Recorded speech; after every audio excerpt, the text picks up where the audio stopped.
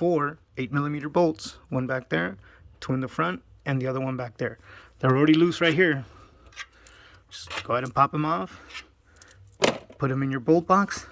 Also, you're not going to be able to remove it if the dipstick is on. Just go ahead and remove the dipstick, move it out of the way real quick. That way it's not a problem. Kind of pull it. You got to kind of see it's got to clear the dipstick too. So you just kind of pull it forward, and there it is. It's on. And put back the dipstick. You don't want, again, like I always talk, you don't want any kind of dirt falling in here or anything like that. Man, I couldn't get that in. That's because I'm doing it with one hand. Still getting used to doing this one hand thing. So